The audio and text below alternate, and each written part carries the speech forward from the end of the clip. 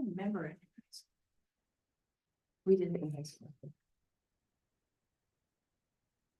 We did it over a PA system. Yeah. But yeah, all at once. Yeah, all at once, yeah. Yeah, that was back in the day.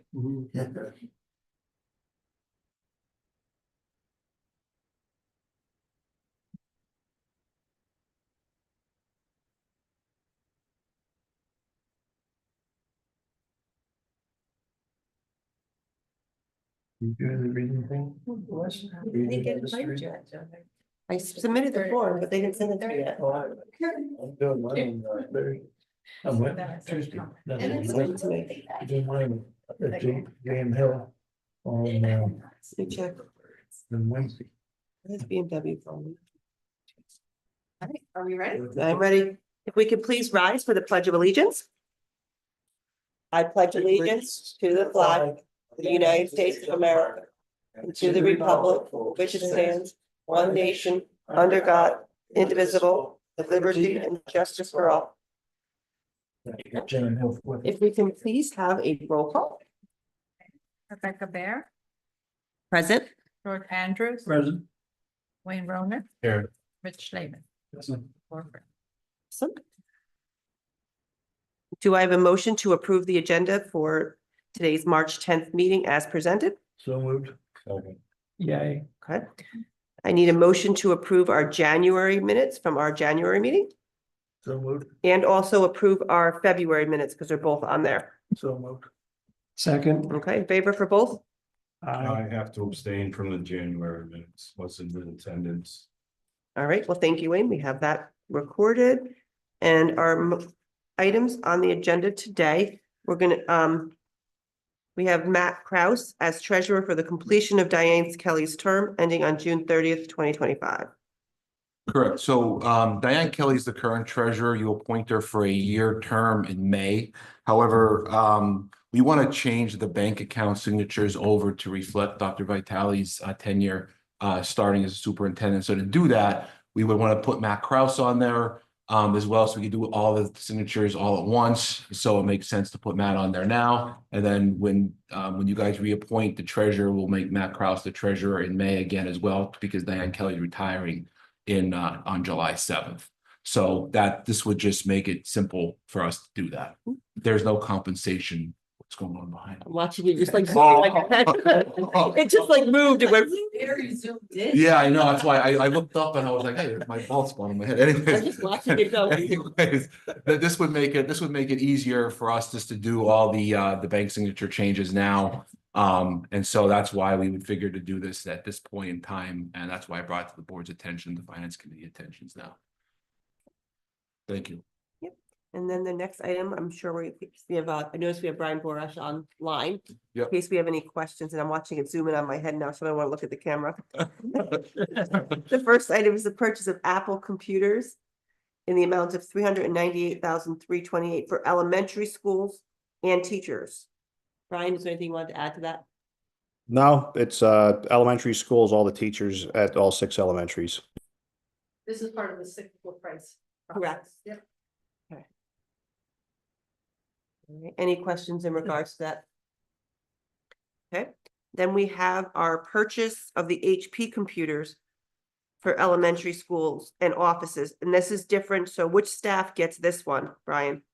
These would be like the principals, assistant principals, guidance counselors, school psychologists, nurses, secretaries, and school resource officers, administrative staff at the elementary schools.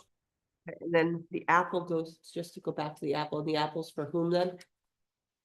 Teachers. Teachers get the apples. Okay, make sure I understand that. Okay, awesome. And then we have the purchase of our Lenovo Chromebooks for grades kindergarten, 5 and 9 for the cycle of that. Any questions in regards to that? Oh, okay. I see this is normal cycles. Yep, it's a normal cycle. Are we leasing or are we doing the, like we did last time? This will be the 3rd year we'll be doing a straight purchase. And just so you have an idea on the leasing, as you brought that up, we have a set of leases that the final payment will be made in July, and then we'll be done with the computer leases. So you'll see savings, obviously, once we're totally done with those leases, you'll see savings in not having any interest payments with those leases. I knew we were leasing before and then we were purchasing and just wanted to make sure.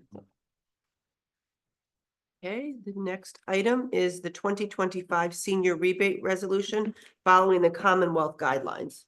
Correct. So the resolution on on your agenda is for the seniors and those who qualify to get their property tax rebate in my office. Basically what we did was we followed the state guidelines and increased the income guidelines. So whatever the state did this year and increased their income level that makes them qualify, that's what we did as well. And we're just updating that application and the income guidelines. What's the income guidelines? It's Um, on page 4. It's right here. Oh, I got it, okay. Yeah, it's on page 4 there. It's been a very successful endeavor for us. We've paid out and we're one of the districts in the Commonwealth that follow it directly from the state. And we've refunded around $275,000 to seniors and those people that most need it in our community. So East Stroudsburg set the tone in the entire county. And also we're one of the few districts, I think, in the state that also, and even Monroe County, that do it all the way through and don't just set like a percentage of it. We actually do the full rebate. So that's where the board should be commended for that. Oh, I see why I didn't qualify. George. So the next item is purchase of a 2024 Chevy 3500 crew cab dump truck 4x4 from Bonner Chevrolet. And this is the CoStar bid, which is the lowest of the 3 quotes. And what are we replacing? I know it says old dump truck, but what is that old dump truck that we're replacing? I believe it's a 2008 dump truck that will no longer pass inspection. They did quote us at $8,000 trade-in for this old dump truck, and out of the 3 quotes, this was the only quote that did quote us a trade-in for $8,000. So that's an additional positive for us to accept this quote. The quotes I attached to this agenda item was $67,495. That includes the price of how these quotes work. Is you get the truck itself, and then you get the dump on the back. So just to answer your question before you see them, you'll see the quote for the truck itself, which is the actual body or the bed in the body of the truck, which was 67,000 or 54,000. And then you'll see another quote for the actual dump itself. And it says only page 1 and page 1 of 4 and then 2 of 4. I asked the question, I said, why don't we get 3 of 4 and 4 of 4? They said that it was just spec language and they need to be included on there. So everything you see, the 67,495 is for everything, dump and everything, dump body and everything. So that's the out the door pricing for us at that. No plow on it though, right? No, it does come equipped. We could put a plow on it, but it doesn't come with the new plow on it. So we could put our own plow on it. So when we trade in the old dump, we're taking. Oh, I'm sorry. The price is 59. Yeah, so after the trade in, it's 59,495. That'll be the price after we trade it in. Okay. But we will put that, so after we trade it, it'll be 59,000, but I listed the 67,000 minus the 8,000 or with the $8,000 trade in. Does that have a salt spreader on the back? No, it doesn't, but we could put our We have own. one? Yeah, we have salt spreaders that we could put on the Right, back. we have a plow that we can put on the front if we want to. if it's- Correct. It does come with a snow plow package on it. Does our current dump that we're getting rid of have all those things on there right now that we have to remove before we trade it in, or is it? Not to my knowledge, you'd have to ask Daryl, but I'm sure they will take all the stuff off of it, but I I'm hope pretty so. sure they don't because we don't do our own salt spray and stuff like that, but we could take anything off of it that we don't need. Peter, this is currently budgeted, right? We're taking this out of the capital reserve, but it is part of the capital plan that is on the Yeah, budget that's there. part- Yeah.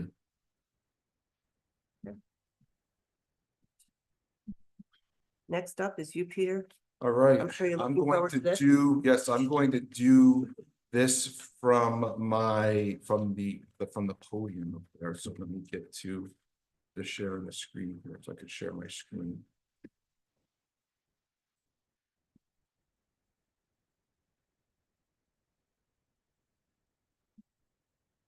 I think I shared the screen. Did I share the screen? That you can see it up back there or no? Did I share the right screen? It's not on the screen up there though. So like, did I share the right screen or no? Yeah, someone on YouTube. Okay, well, sure, on YouTube. Yeah. Yeah. All right, well, as long as I share it on YouTube. We've taken their screenshots. Yeah, well, at least I could see it on there. You guys can see it in here. You guys have the budget presentation on here, right? I sort of see it. There it is. There it is. Okay, there it is. It's in front of you though. Yeah, I got it, yeah. Okay, I you got it. guys see that there, so Mhm. you got, are we ready to go then? Ready to go? Yeah. All right, well, this is the 2025-2026 budget, the second variation of the budget presentation. The first thing I'm going to do is start by showing you an enrollment of regular enrollment for the last 10 years, starting in 2015, going up to 2025. As you could see, we started around 79 students, and we're now down to 6433. And that is based on the regular enrollment. You can see the dip we had in 2021, and we had some students come back in 2025. This will be important as we move on to the budget presentation, as you can see. If you look at our per pupil general fund expenditures from 2020 through 2025, that's on slide 3.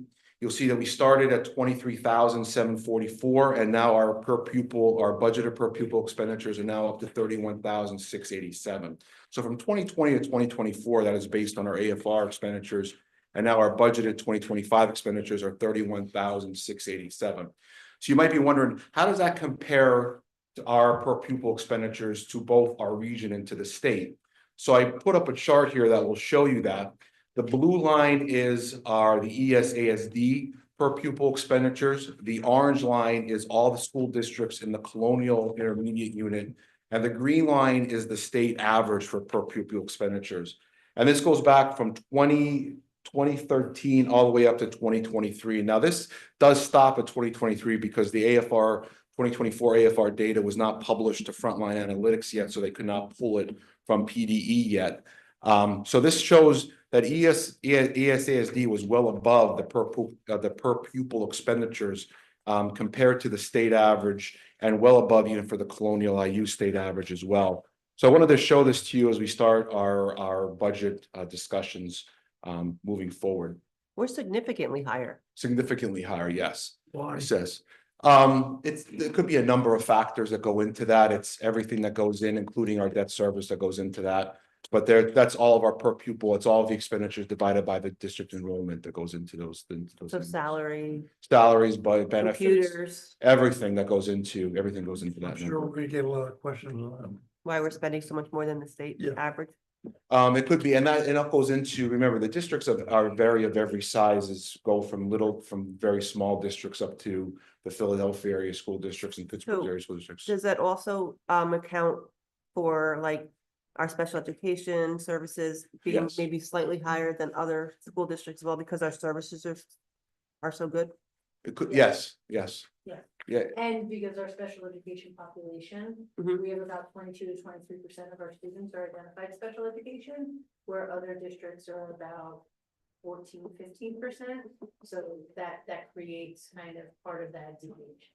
That's what I thought. I just want to make sure I clarified that out loud. Thank you. Yep. yes, that does include all that too, and includes everything that you guys are bringing up as well. So I want to get into the 2025-2026 revenue. There were some changes in here from the last presentation.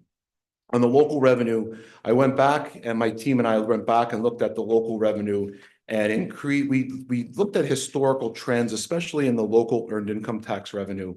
And we increased the local earned income tax revenue by $400,000 from 4.3 million to 4.7 million. That accounted for the most of the variance of why that increased, the local revenue increased. due to the fact that historically we bring it in between $4.87 and $4.9 million over the last few years of local earned income tax, and we've only been budgeting $4.3 million. So I decided that to be a little more correct in what we've been budgeting, a little more accurate, I decided to increase that revenue as well. On the state side, we budgeted $76,579,000 or a $7.4 million increase from the previous year. That does include the $5.5 million of the local tax equity supplement payment that we were going to receive this year. We're also going to receive it next year. I budgeted exactly what the governor has proposed for us still in this budget. I've also tuned up I also reflected the increase in our state transportation subsidy because we did get a little bit more money this year to $3.1 million. I increased that to $3 million as well. And this does reflect also a more realistic projection of what we're going to get in our state subsidy reimbursement rate from the state when it comes to retirement as well. We get our aid ratio from the state is around 66%. In the past, we've only budgeted 50-50, where we pay 50 and the state pays 50. I've increased that to about to reflect the 66% reimbursement rate to give you guys a better understanding and a more reflective understanding into the budget as well. Now, there are some drawbacks that before I go on to further into this budget. The drawback is you're not going to see the turnaround that you guys have seen in the budget revenue cycle. So what I mean by that is, if you remember last year's budget, or last year's AFR cycle, where we budgeted 179 million and we came in with 182. Well, some of that reason was because there were those cushions that were built in that came into those areas. You guys may not see that anymore because I'm better reflecting that in the current budget cycle. To better. Now that was also at a lot of our auditors' recommendations too, because our auditors' recommendations were to bring in the budget into a clearer picture. So that's why we looked at all these different accounting codes, both on the revenue side and on the expenditure side, so that we have everything in more of a reflective picture, so that when we go out to the AFR, there isn't as much of a difference. Now, this has been a multi-year project that we've gone under, because as the TV screen goes out, that's all. Are we still on YouTube? Yeah. Okay, sorry. So that as we go as a multi-year picture type of thing, so that the budget comes back and the budget and the actual expenditures come back as a more realistic type of situation, so that you guys will say to me, well, Pete, we've had these years where you've budgeted an $8 million deficit, but we come in with a surplus, or we come in with a $48,000 deficit and not an $8 million deficit. So how can that possibly be? Well, so there was these areas inside the budget that we've looked at and have tuned it up a little bit, so we don't have as wide of a variance. And as we go through these slides, we'll show you that there's also much more data in here to show you guys as well that you haven't seen in the past as well. Overall, the budget has a 1.55% increase in total revenue over the 24-25 budget. If you look at the 25-26 budget summary, the revenue is 189 million. The expenditures are a little under 214 million for the projected deficit of 24,578,600. This is a little bit higher than it was the previous budget year. The previous budget, we went up a little bit because of a couple of classifications that needed to be added that were inadvertently excluded previously. We've added them and adjusted the budget accordingly. This will be the last time we do that, since we have everything double checked and triple checked. If you looked at the general fund balance, you have a 50,400,000. That was the audited fund balance at the end of the fiscal year last year.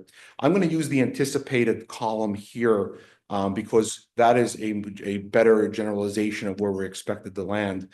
We expected the budgeted deficit from 24-25 was 17,413,797. We're still anticipating to land around $7 million, somewhere between $6 and $8 million. So we put in $7 million here. The funds to the 25-26 budget would be at 24,578,660, leaving the general fund balance at 18,821,340 at the conclusion of the 25-26 budget. So that's what we're thinking we're going to have on June 30th, 2026. And also then we have a capital reserve fund balance of 15,204,191. So if you combine those two numbers together, the total fund balance that you would have would be around 33 million, a little bit over 33 million, actually, probably close to 34,100,000. So that would be the total money that you have available for different various expenses that you would have at the end of at the end of June 30th, 2026. Now, as we go on further in the slides, I'm going to talk through some of these differences here. The salaries are 88,362,993, or an increase of 2.5%. The benefit 64 million, or a difference, an increase of 7.07%. The professional technical services were 11,495,56. You'll notice this number is higher than the previous budget, that was presented, because we noticed we were going through some of the slides that one of the line items that were budgeted initially in salary should have been in the professional technical services, as it was an IU service and not a salary. That's why the benefits didn't come down as much as the salaries did. It was actually a professional technical service. The purchase property services is 2,605,000, and that's a 17.22% increase. The other purchase services is 15,479,000, and that includes the charter school tuition. Actually, the largest chunk of this is the charter school tuition at $9 million. The liability insurance is roughly $1.1 million of this as well, and also out of district placement is what ODP stands for. So if you guys were wondering what ODP, out of district placements. So if any student requires, Why would they require out of district, just out of curiosity? So out of district placement are students AEDY. Mhm. So students who meet the threshold for an alternative education program. Okay. Students who perhaps have incredibly complex needs. So if we have a student who is deaf or hard of hearing, maybe they're going to the strength for deaf and hard of Gotcha. hearing. If students are placed and incarcerated, we're paying for part of their education, in their incarceration, things of that nature. Out of district could be anything that's like a really complex need that we're not able to educate them on property. But it's not a charter school. So Not a charter school. that's what it was. No. We're gonna hope to cut that down, that charter school. We're working on it. And then with We have a the out of plan. school placements, is there like a set amount, kind of like, or is it like, kind of like charter where the pure pupil is based on the school No. district, or So how does that it work? really goes based on the services that are offered. Okay. So services could be, again, depending on student need, it's based on the services that students need. So it's not one set price. Gotcha, so not like charter where No. we get screwed by, you know, Correct. other districts that Accurate. pay less. Yep. What And do then, you, the IU services, special ed, they're flexible too, like some The IU services that special ed services. they are not flexible in pricing. That's a good. does that include what they bill us for in their budget, and also with additional services that we purchase, or is that? all So encompassed? this line item is mostly for special education, Right, correct? but I'm correct, saying- yeah, so it does include that number that was presented to you. And then an additional service. These are additional services. So that number that they presented to you was just to certify, just to base their administration team and their Yeah, administration. because that was a lot lower than 11 million, that's why I'm like. Yeah, no, that number is very small, very minute, because it just supplements their administration, like their very support administration team, like their high level. How they really run is based on their services that they supply to their 18 or however many school districts they have. And this is their out of district, this is their district play that we have to purchase from them to They supplant. make it sound so nice when they Yep. do their presentation, and you're only paying this. Well, he did say that was the general operating budget. Yeah, I know. Yeah, But yes. does this number include that? Yes, it does. That's what- Yeah, it does. Yeah, but remember, that number didn't go up. That was a stationary, yeah, there was no increase. No, I But there are just- numbers that do increase are the numbers that we pay for, such as a mental health worker, BCBAs, one-to-one PCAs, different things of that nature that we do not supply for ourselves, that we cannot supply for. We pay for them we But pay in the for past, them out of sometimes we districts. bought some of those in the Yeah. house and. But we, We do some in-house, but we do some through the IU as So if our student is going to the IU, we have to pay for the one there, or does one of ours go with them? It depends on each individual student, it's different. I think each individual case is different. Some I knew we do hire in-house and some we do contract out with the IU. What are some of the costs of it? PCAs we hire. Mhm.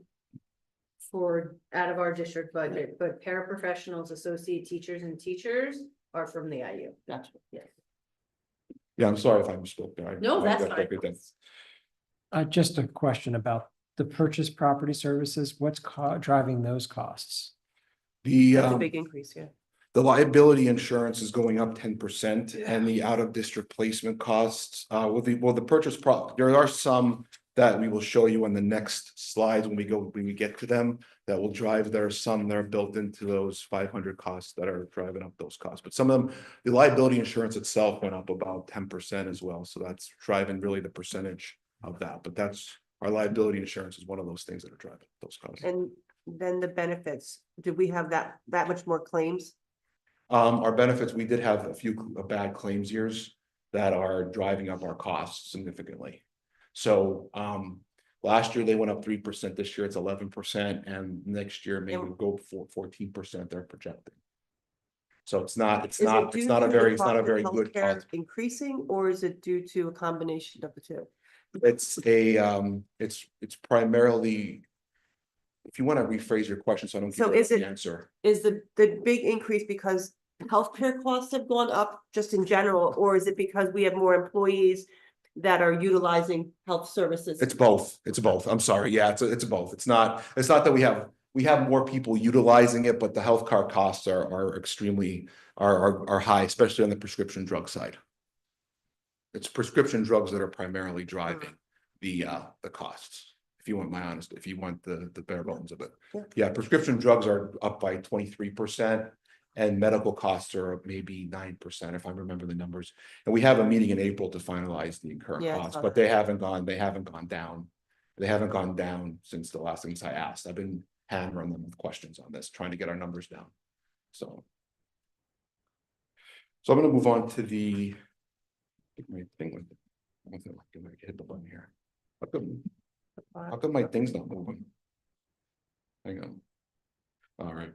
So the supplies are 9,846,414. Now, this is not just papers and pens and that type of supplies. This includes electricity, natural gas, water, and it does include school supplies. So I don't want you to think when this goes up 7.29%, it just includes school supplies. The electricity has gone up about 3.5%. Natural gas has gone up 1.5%. This also does include garbage. Well, we just got the garbage bid in and that went up about 5% from the previous year. We will see the Property and Facilities Committee will see that in April. So that is something that is driving this number as well. So it is not just school supplies. School supplies is very minimal when it comes to this. It's other things that are wrapped into that number. The property went up property is 3,125,836. That percentage increase is deceptive. It's only up maybe 700,000, but it is a little deceptive because it is buying new computers and it's on a computer cycle. The debt service is down 16.49% to 18,864,000. The reason it's different from the previous meeting is because I had a cost that were associated with the property that should have been moved into property. I had them in as leases and they shouldn't have been leases, they were purchases. So that's why I had to move them from the other object debt service into property because they're not going to be classified as leases. If they're going to be classified as leases, they would have put in the debt service and they had to be moved into property because they're one-time purchases. So that is why they were moved into there. So they went into properties now? Yeah, they went into properties because they're going to be one-time Because purchases. we're no longer leasing. So you- Right, they're no longer Which leasing. category? I had assumed they were going to be leases and they weren't going to be leases. Yeah. What do Which we do with category? the old computers when we're done with them? We will sell them and that's what the listing. So if you go back to the revenue slide where it says other sales of fixed objects and it's like $50,000 number, that's where the revenue would be recorded when we sell those items. So you'll just take them, collect them from the students when they graduate or That would be a Brian question, but I would imagine that's what we do. Also, when we sell the old school buses that we're selling, that's where that revenue would be recorded in there as well. I think we're being very conservative on that 50,000 number as well, yes, I would yeah. think so. Yeah, based on no, what you because, just told me. yeah, because we're selling between 12 and 15,000 a bus, it's gonna be a little bit higher than it, but I just don't wanna put a one-time number and then it's like the federal number where then you fall off a fiscal cliff then when they're not there anymore. So I just don't wanna put any more fiscal cliffs in the budget than we already have. Now, before we go on to the next slide, do you guys have any questions on these before we go into the departmental budgets? Because we did take your feedback from wanting more, and this is for the entire board, so, but this is Yeah. Dr. Vitale and I took your feedback and went into and started giving you guys the departmental budgets from by department. So this is the first of 3 slides that will show you the departmental budgets and the changes from 24-25 to 25-26. So on the left-hand column, you'll see, in the first column, you'll see the department building. The middle column will be the budget for 25-26, the initial. And the third column will be the change from 24-25 to 25-26. As you can see, this will show you, hang on one second. So this will show you the initial budget and then the change. If it's in a parenthesis, it means it declined. If it's not in a parenthesis, it means it increased. The If library increased by, the library increased it looks like it because, stayed the same. So this is fun.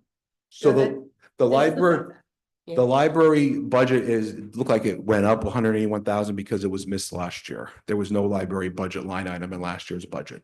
It missed the import, and we didn't realize it missed the import until the library people put their requisitions in, and we realized we didn't have any money in the budget for them last year. Oh. That was my mistake, and I sincerely apologize for that. This year, as you can tell, we didn't miss it, so it's in the budget this time. And So- nursing kind of similar to that? No, the nursing department went up because it includes $100,000 for contract and nursing services, which was not budgeted for in the fiscal year. So we haven't been able to fill a nursing position. Right. We have to get So that. we've contracted out, Got it. which is incredibly expensive. Sure. We're expecting to spend 181,000 for books in the library for this year. Between 10 buildings? Yeah. Easy. So that's this, and that is There's just, probably other software systems in there as well, like Follett and things like that. I'm just curious, more Embedded in that. curious than It's anything else. probably not straight books. Okay. It's probably the software system that runs the library, that's like the card catalog. Yeah. And pupil services jumped a bunch too, It did. 123,000. So if I can interject, we met with our administrative team last Thursday before the EPR committee, and we directed them to cut 5 to 10%. 5 to 10% for each of So these numbers. Pete is now going to go around and meet with all of them and see where we can decrease the budget. But we're not coming to you with a decreased budget because you asked for more information, so we wanted you to see where we're starting at. Okay. This is not where we will end at. Okay. That's a lot. And there was zero pushback about decreasing their individual department or school budgets by 10%. Well, thank you for superintendent's office for decreasing it by $600. You're welcome. So I'm gonna go through the other 3 slides here. So the budgetary reserve is $1 million. We always have a budgetary reserve of $1 million. If you look at this slide here, the charter schools are up 250,000. It was 8.75 million. Due to trends, we had to raise it to 250,000 to $9 million. The debt services went up 1.275 million. That's for the school bus payment. The insurance premiums were up 10% due to the increase of liability payment. And this basically is a quick rundown of that. And then the third slide is the school level What about the budgets. What's the sport? What's the board? Why are we up 31,000? Okay, I'm sorry. I knew that was gonna be, I should, I'm sorry. What are we spending money on? We moved board legal expense, we moved the board legal expenses account to be grouped with the board department budget for 25,000. We had the board has legal expenses that gets paid to the board every time that we spend legal thing, it gets grouped under the board, even though it's not necessarily The board spending it? the board spending, and it has to be grouped there because of the chart of accounts. It's not necessarily that the board's spending it, it's just Okay. where it's grouped. So before, yeah, I'm Yeah, sorry. yeah. I didn't mean to speed through that, I'm sorry. I have a list of questions here that I made up that I thought was planning ahead for questions you Yeah, guys 'cause might ask. People are gonna. That say is, no, the board, no, the $97,550. board is, Spend so money on- also just know that your solicitor goes there as well. Also, your membership, the PSBA goes under there as well that we use for the policy Okay. revisions. It's money that is extremely well spent. It's not anything that the board is taking advantage of. Believe it or not. I mean, I don't want the public to think that you guys are spending $97,550. It's not money that you guys are getting, anything like that. It's money that is the legal things that are getting there. Is Lyman and Ash still under there? I don't believe, I have to look at that. I don't know. I can Because at get, one time it wasn't. It should I have can get been. you an answer for that and I will let you know at next board meeting on the Thank you, 17th when because we it do was that. So maybe- George, you know what? Ask me that question on the 17th when I represent this and I will have that answer for you. Okay? Just so you know. Yes. When Craig first started Mhm. here. He didn't realize that he actually came prepared for his very first meeting. And he had a balance sheet. And I took advantage of the fact that it was his first meeting. And the meeting was over. I went up to him to introduce myself. And I asked him if he had a balance sheet with him, and he had a bunch of them. I said, I would love to have one. He gave me one. And there was a line item for legal expenses, and we had an board years ago. What the business office predates you. Was putting all of the Lyman and Nash dollars under the board line item. All the legal As was. opposed to legal, because at the end of the day, the solicitors all work for us. Regardless of who it is. So once once Craig realized that he was handing out a balance sheet to me, he clearly was told to end that practice. So I think that's why George brought that up, because, I'm not used Well, to there's seeing. stuff for legal services. I'm not used to seeing 97,550. The only thing that is required by school law is that we're able to attend 2 conferences per year. So, the line item budget is cover those 2 conferences. Mileage, so when I see a 97,550, that's extremely high. And there's other legal services on the budget on the previous page too, Wayne, just so you know. So, that's some of the background I have dealt with in my school district. So Our school district. Yeah, so the My- solicitor would not be in, we would think would be in legal services. No. Not ours. The solicitor is the board's solicitor. Yeah, So the board solicitor goes under the board Most of expenses. them. That's what the chart of account, the PA chart of accounts says. I mean, that's not what I say. It's not what P BART says. That's what the PA chart well, of let's accounts just say says. we weren't doing that at the beginning when I first started, so we're doing it now.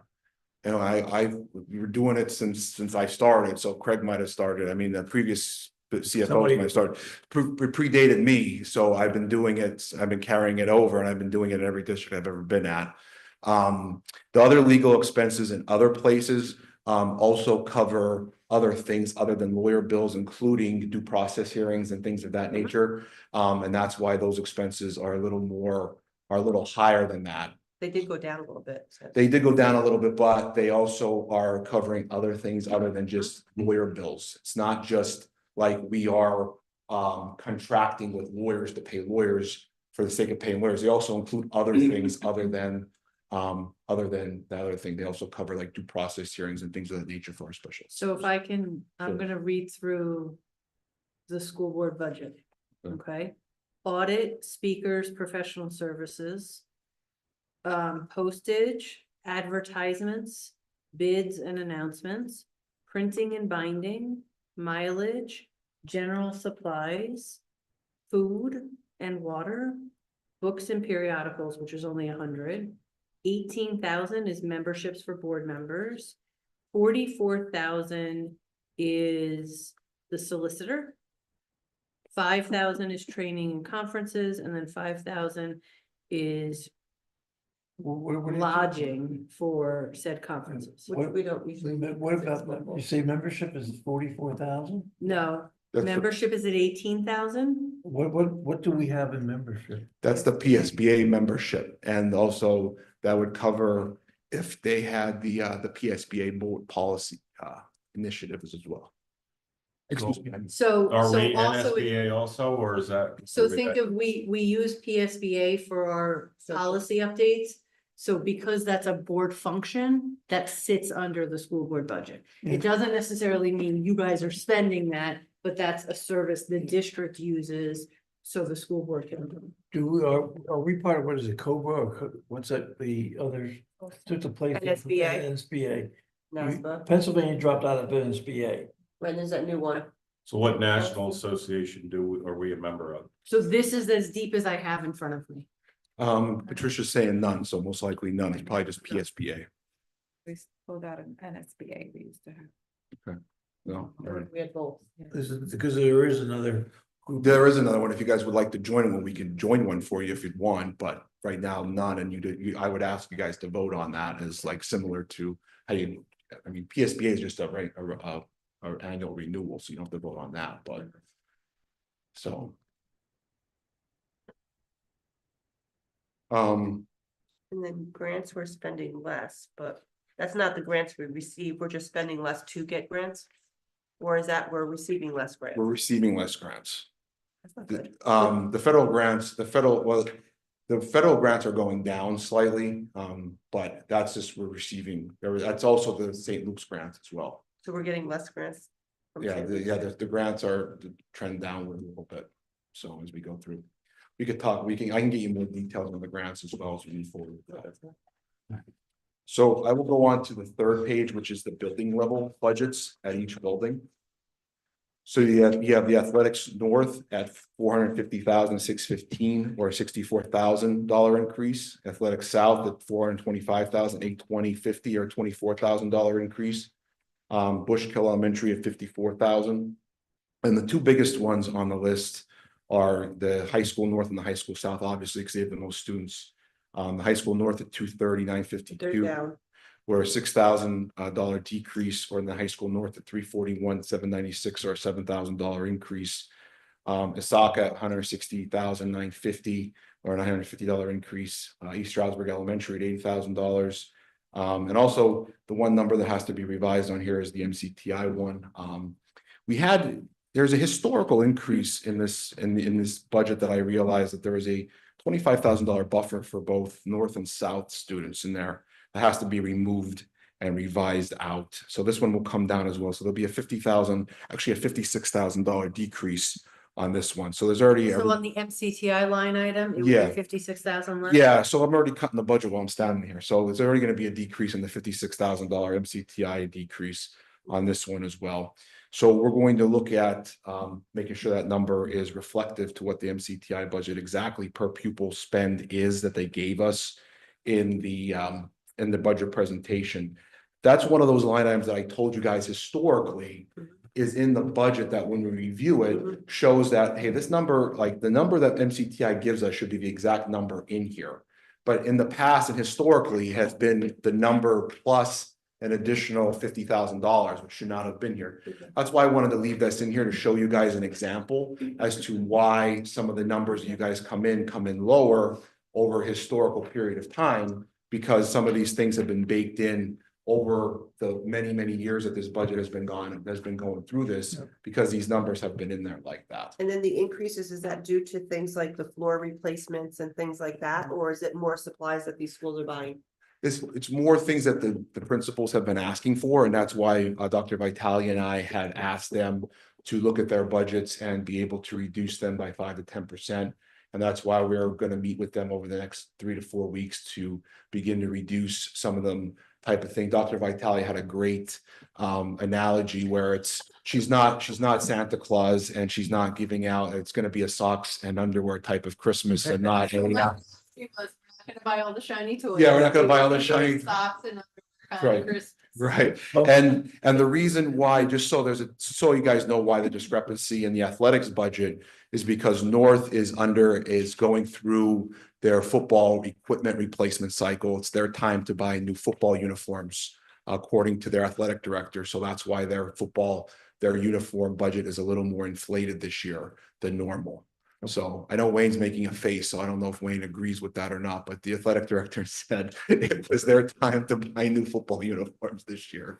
So that's why that's a little more elevated than previous years. If you look at Resica's, Pete, as I'm looking at that line item, Mhm. 7,700 of that is cafeteria tables. That's what I was asking, if it's more like supplies. Yeah, so so the 7,700 for cafeteria table should be under the food service, Hey, under the tables? food service Yeah. line item, so we can That's remove some. included in the 69, just so. So we will remove that 7,700 Okay. as well, because it can be purchased under the food service budget in the interim. So in between, we purchased tables in the past. There was some discussion as to where it can be done, if it's planned appropriately and done through the proper procurement methods, we can do it in the food service. So I'll have Melissa do it under the food service for Resica. And the MCTI, Because we're gonna remove that, we're gonna make that the accurate number. So the board's gonna vote on the 17th to approve the MCTI budget that was presented to you guys last month.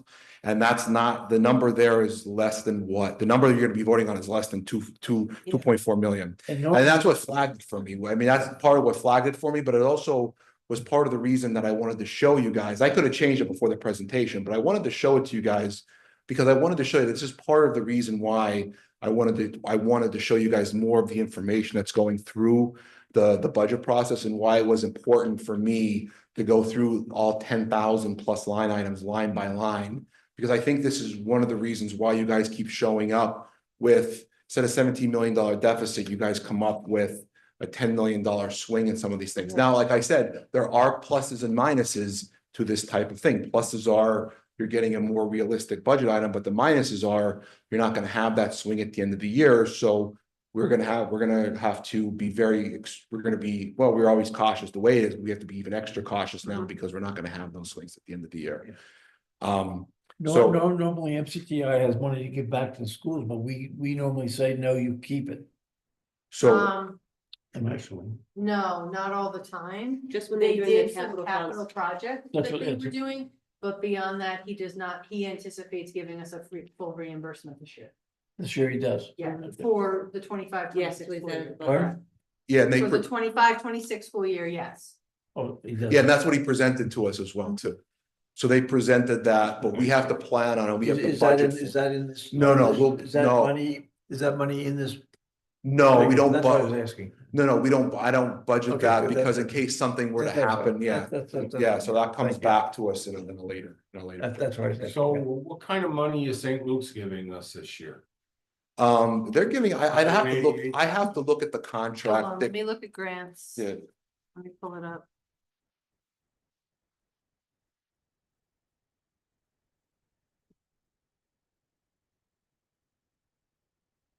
Nothing extravagant, but I want to say it's in the hundreds of thousands, but Maggie will look it up. 180 something. Maybe. Hold on. I'm looking.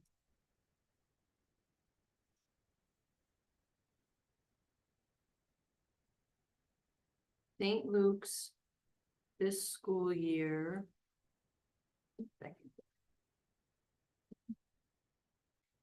So the way they figure it though is they include the personnel costs of the athletic trainers in it. So on paper, it's 847,000. How much? 847,000, but they're embedding in their personnel costs of all the athletic trainers and the personnel that they give us. That's a hefty amount though. Oh, well, 47. 100, 800.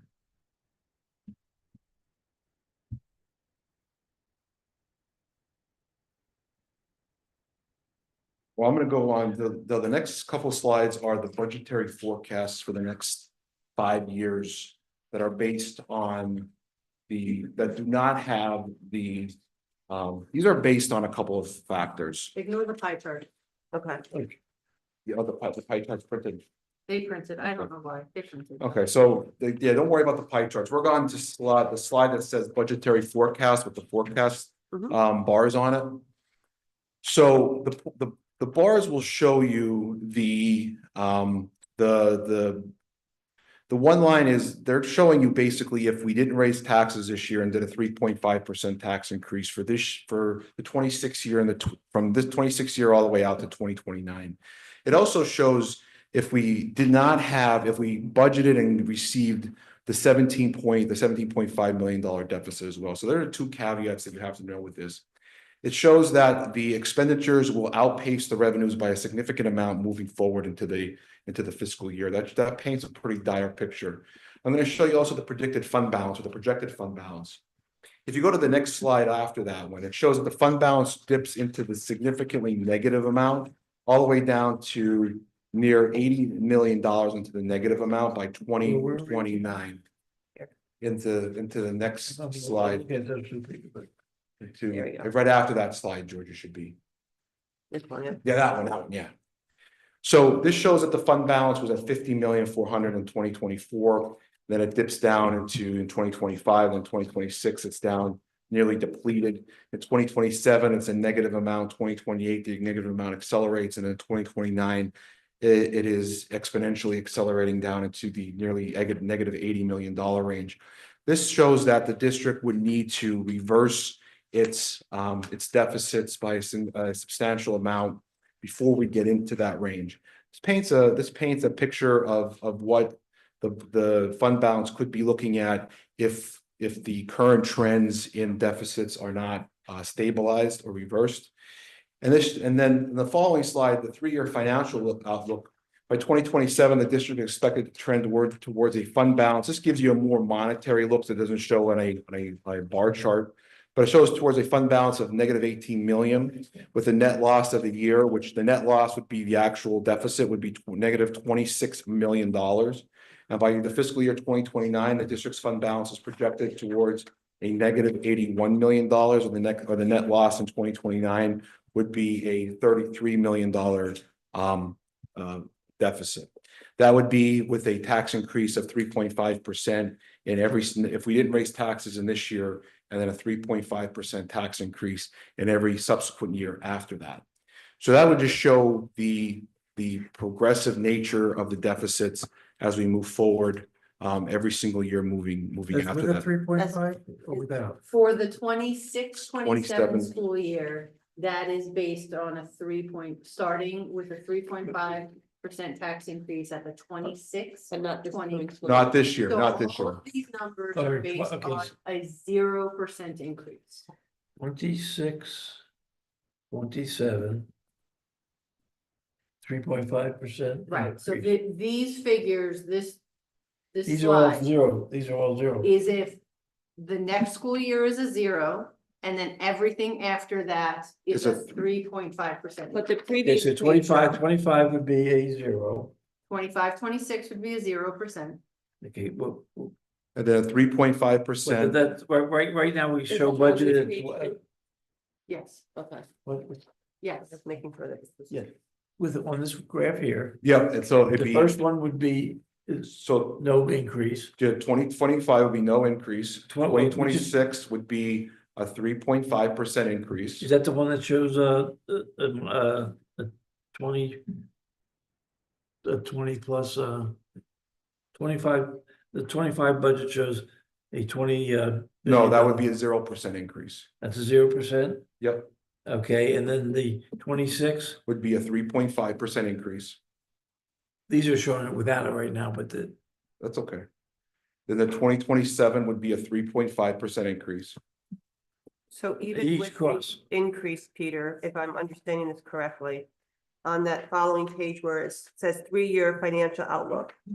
So by 2027, even with the 3.5% increase, we're looking at a negative $18 million fund balance. That's correct. But that's based on That's based a on, realized deficit of 17.4 for this year. And a which real, we know we're not gonna have, Okay, and a realized deficit of 24.5 million next school year, which we know we're not going to have. okay, right, so this is painting the absolute Yeah. worst case scenarios, but I have to show it to you. Because that's my job, is to show you the absolute worst case scenarios. But you have to know what we're facing and what is looking over the horizon. Because I promised you guys a forecast that would show you the absolute worst case scenarios. So if you wanted to add an additional $10 million to these numbers, you can do that, because I showed you the anticipated fund balance would be $10 million higher.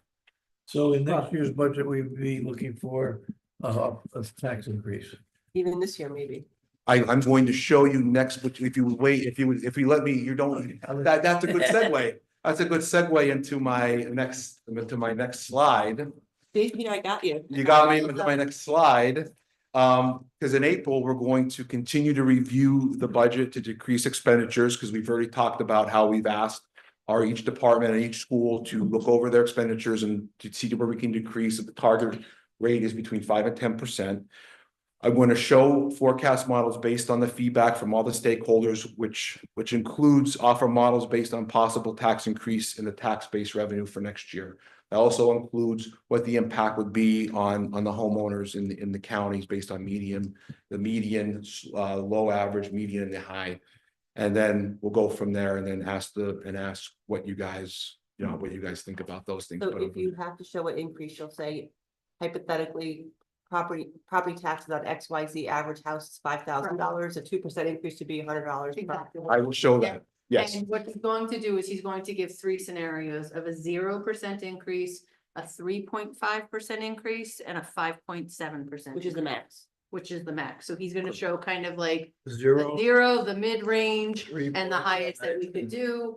And then 5.7. what that impact would be if your assessed home value is X. And then, and I'm also going to show you the reduction of what we were able to do over from March 17th through until the April Finance Committee And meeting. will we also show in that one, the differences between Pike and Monroe? Because I'm assuming if I was looking at your last meeting, that Pike is probably gonna go down, even though Monroe is gonna go up significantly. Sure, I'm going to show both counties and how it will impact both counties. Because based on what you said last meeting, it sounds like Pike has less commercial property, so their fair share is going to be different than Monroe's. Correct.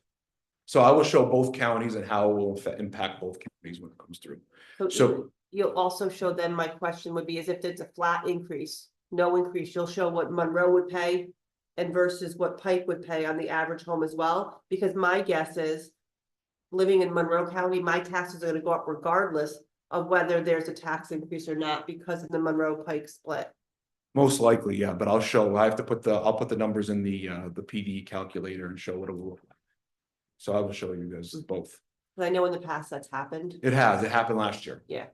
And Pike went down about, I think, a little, like $1.5 million or 2 mils or something like that. And then we went up and. Yeah, it went up $0.5 million in Monroe County.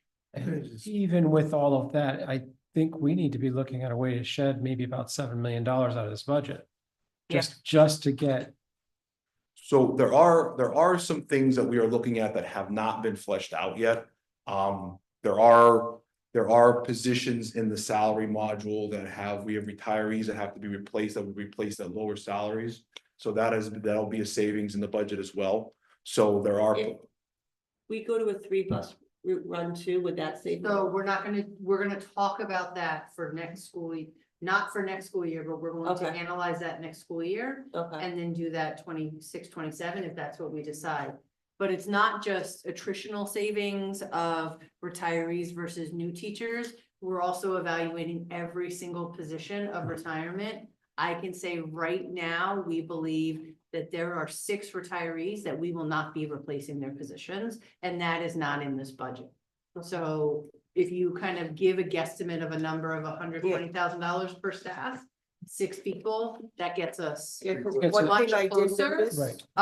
And then if buildings and departments cut their budget by 5 to 10%, that gets us even closer. And then we are targeting, as an administrative team during our meeting last week, we talked about that it will be our collective goal to earn the trust back of some of our families in cyber charter and get some of them back. And if every school can get 10 to 15 students back out of the 368, that's where, to me, we're gonna cut that. You said 7 million, we're gonna cut that 7 million. Right. And then That's also- a big line item that we want to start chipping away. And if you notice too, I was looking at the enrollment. In general, if you look at 2015. We were at 6,979. And then in 2021, during COVID, we dropped down to 6,307, but only 368 left us to go to charter or whatever it is. But we're still down over 500 students. From Start. 2015 to now, Correct. We have declining enrollment. so. We have to, look we have at to our right size expenses our, based on what we're. we have to yeah. right size the district a little Right, bit. that's what I'm trying, nice to Yeah, say it, yeah. yeah, we have to right size the district a little bit, and it's gonna be surgical.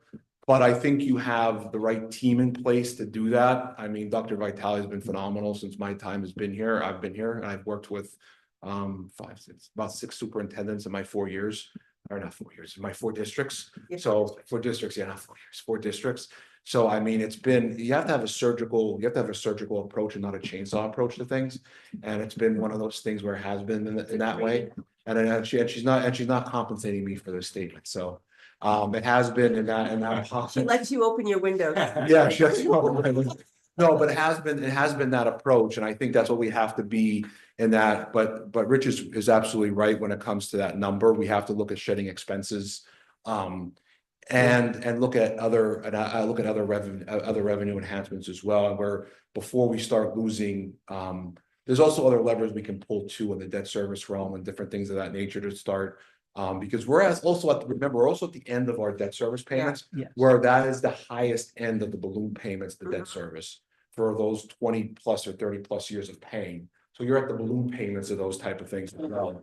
So there may be some abilities if we start seeing the feds cut rates again, which they may never, which may work in our favor because we have interest earnings that we can get.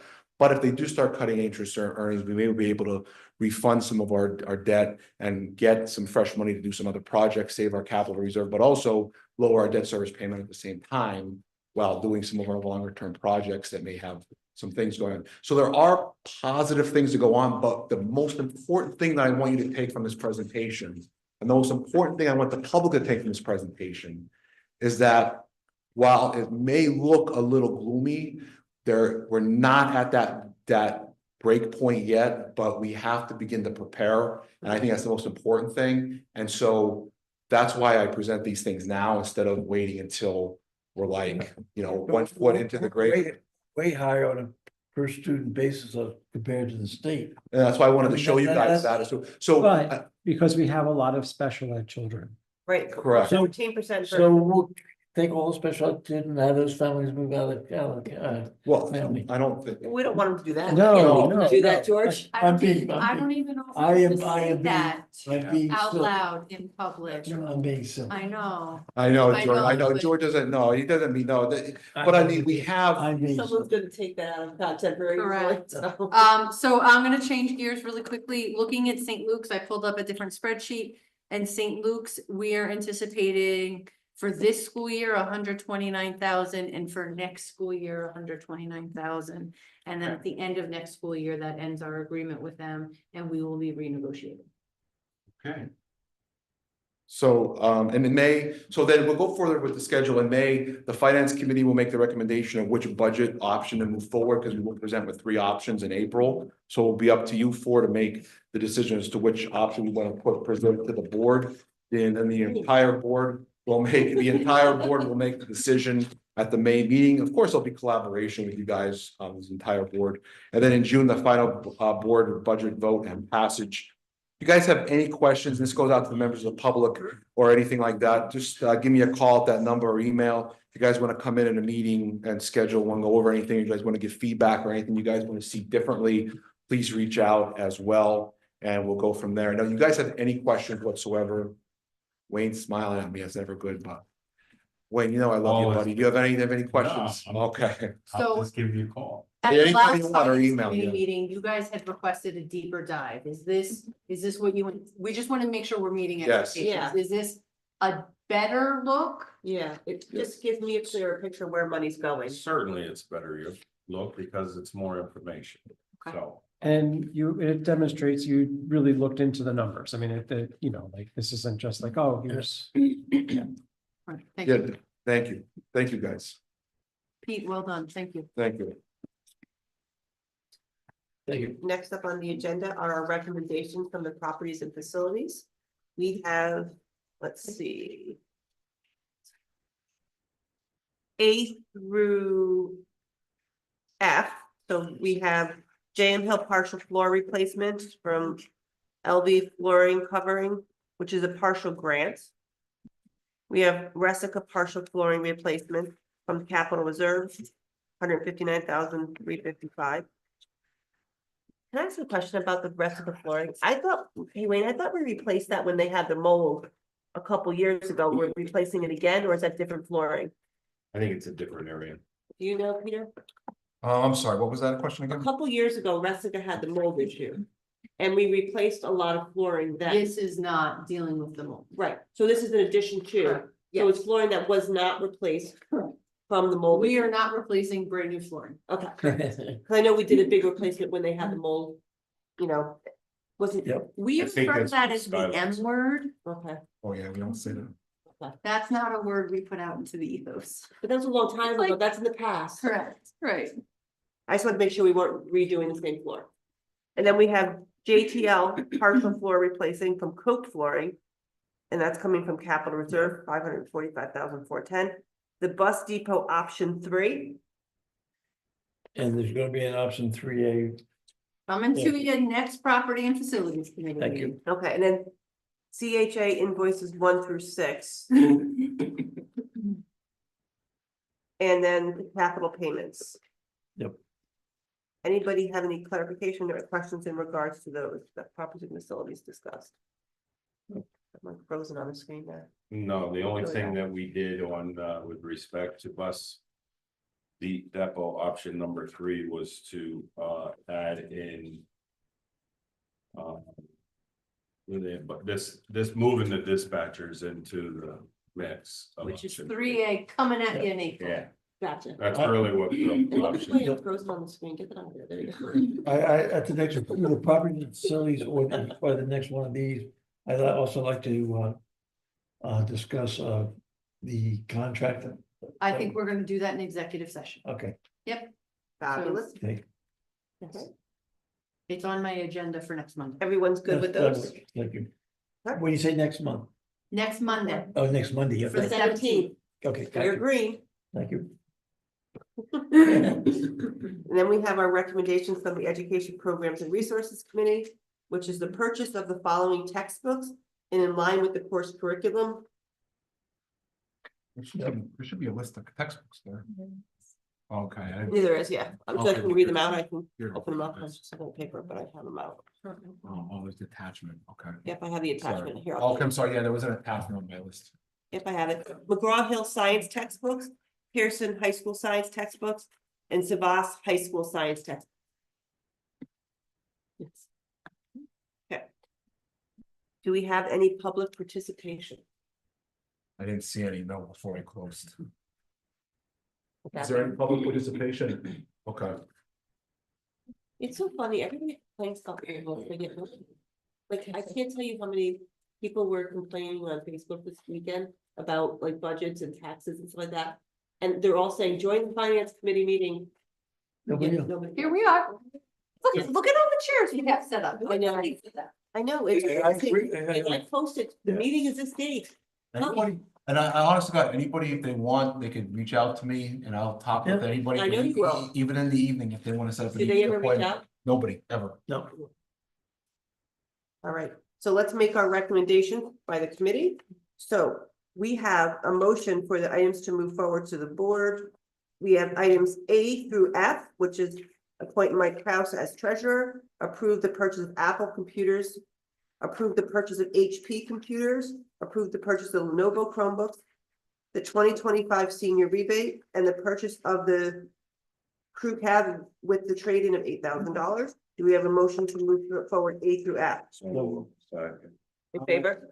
Okay. And then we have to move forward our recommendations from properties and facilities. Do we want to pause the depot? The bus No. depot? No. We wanna okay. move forward with Yeah. number 3, but Yeah. 3A coming. Gotcha, I want to make sure I'm Yep. getting it right, okay. Yeah. So A through F, So move. Second, Aye. and then we have a motion to move forward the recommendations for the purchase of the textbooks I stated.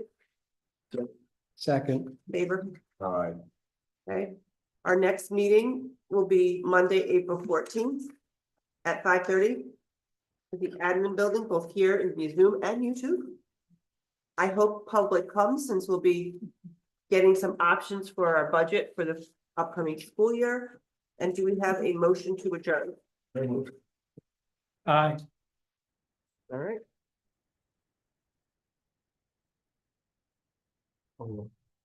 Are we done recording?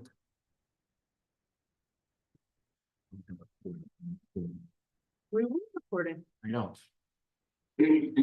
Well, I motion to adjourn.